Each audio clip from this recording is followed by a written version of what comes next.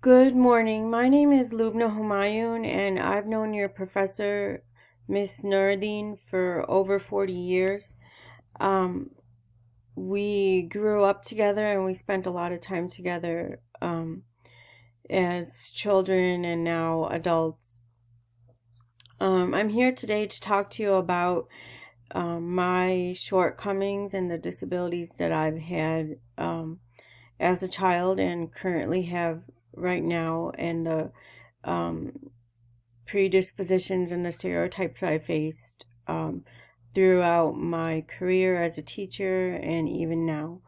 Um, Basically, my life was full of labels, or is full of labels, and the label most relevant to this class and what I want to talk to you about today is the label I received throughout my teaching career, and then my cerebral palsy, which happened to me at birth, and my slow learner label, which later became bipolar 1 depression at age 22. Um, Basically, my shortcomings do not define me. I'm a normal citizen trying to live a normal life in a not so normal world. At 43 years of age, as a mother of three, a wife, an educator, and a writer, I have been affected with discrimination under the ADA my entire life, and I still do today. Um, while I was working, I want to tell you that if you have a disability, um, this label sticks with you like permanent glue for life until you decide to take it off. What I mean is, until you decide that you will not let these labels define you, and until you won't let them control you, um, it's going to affect you forever. The government has strict laws for the ADA for disabled Americans, but are they truly followed? Are they truly adhered to? Are we truly protected by law if we're disabled? In my case, the ADA has really no value. And when I was born in 1976, there was no such law. The law, uh, the law became a law around 1980 or somewhere around there. I can't remember the exact year. You guys can Google it.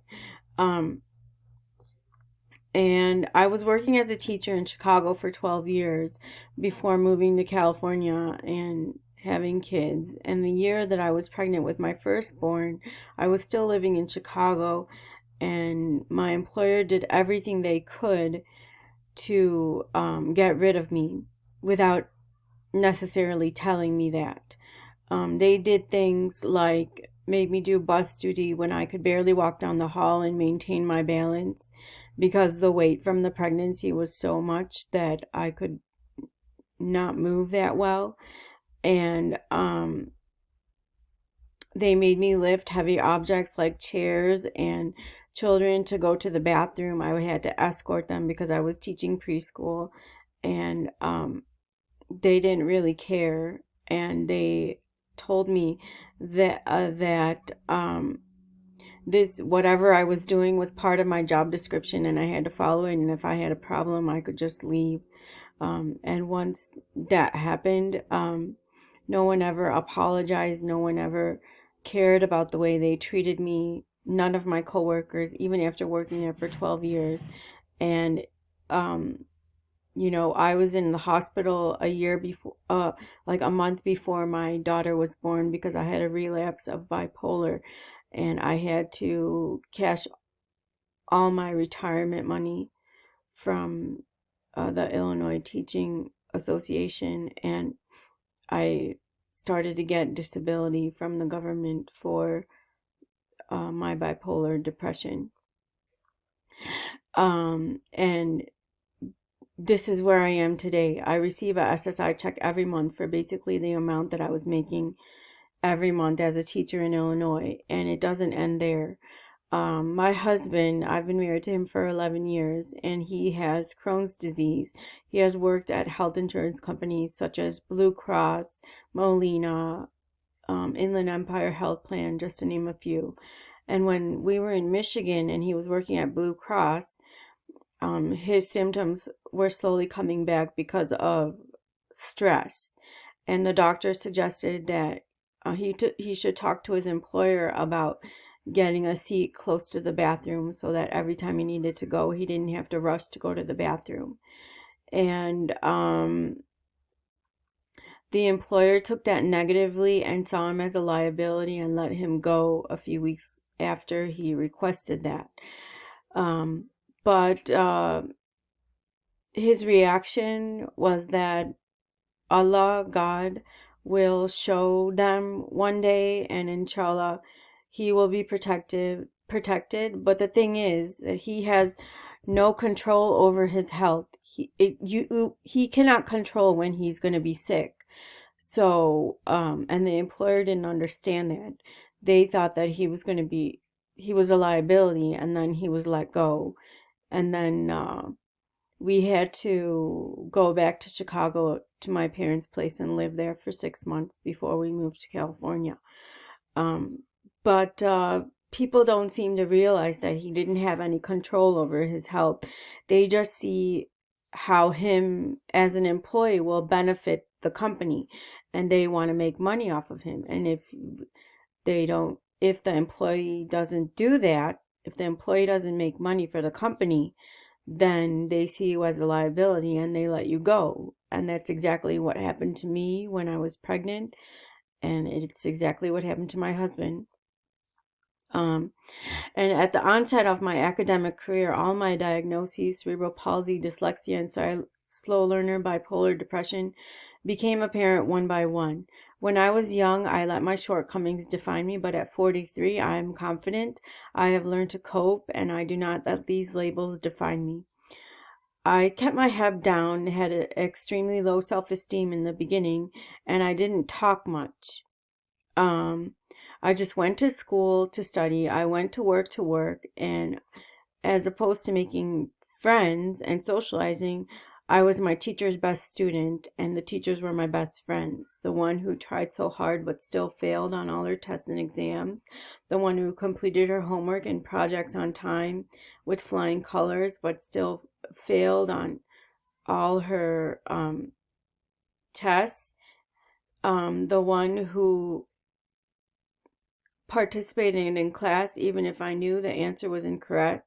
At least I gave it a shot. All my teachers loved me for the effort that I put into my work, but they kind of just let me slide through because I failed all my tests, but somehow got through school.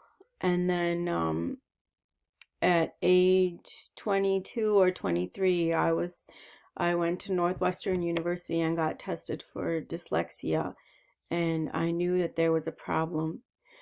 And now with my daughter, I um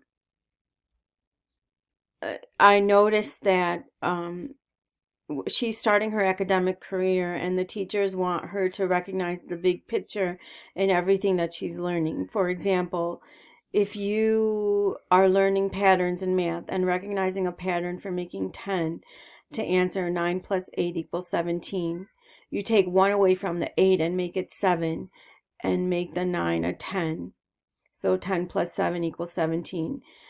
In math, it is much easier to recognize patterns to complete addition and subtraction sentences and then count on your fingers to solve a problem. I did not learn this until my daughter went to school at age 43.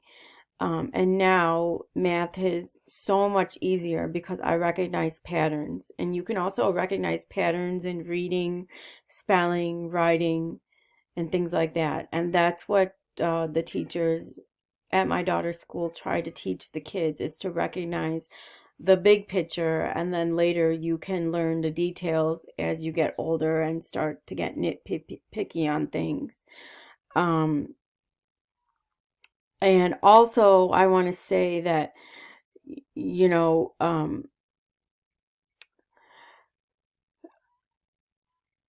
if the teachers taught patterns in the 80s when I went to school, life would not be so difficult. And I I don't want to play the blame game like President Trump, blaming China for the world's pandemic. Instead, I want to thank God for helping me realize this so I can teach my children correctly. Um, and going back to work, to the company, going back to public accommodations for people with disabilities, what do we have? What do you see? I can name a few things: handicap parking spots, wheelchair accessible facilities, ramps in public places, grocery stores, schools, malls, libraries, and parks, special ID cards or licenses for the disabled, public transportation, buses, transit systems, and trains. Who do you see using these facilities? Why do they use them? What is the perception of them? And how much time does it take to use these facilities? Are they efficient? Isn't it easier just to drive a car? But what if you can't drive a car and you have no choice? When the non-majority use these facilities, how are they perceived? Are they a minority? And another thing I want to address is that when you see a handicapped person walking down the street or in the parking lot, do you ask them if they need help? If that person was you, would you ask for help? Does it take something like the pandemic today and natural disaster in Texas for people to realize that each and every person in this world deserves equality and justice? If people don't wake up and smell the coffee now, then I think that people have more serious issues than I originally thought. And as far as the Congress goes, there's an article on The Hill dated February 15, 2018. Progress made by the ADA is under attack. And as a future educator, what would you do if you had a disabled person in your class? How would you accommodate them? I want to make it clear that please don't single them out. Include them in everything. Just differentiate in different ways. And also when you're in school, typically high school, what do you do when you see somebody bullying somebody? Do you join the bandwagon, or do you stand up for that person? Or do you consider it cool to do the right thing? Or not to do the right thing, really? Some resources now are the United States Department of Labor, www.dol.gov,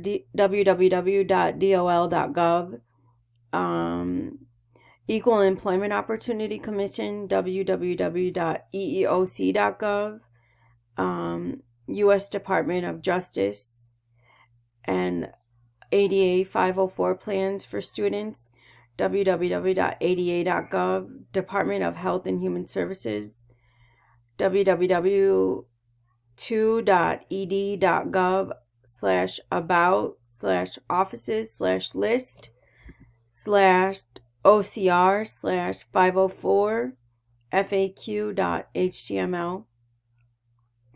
Now, the bottom line is, are we truly protected under the ADA? If yes, how? If no, why not? These are some things for you to think about.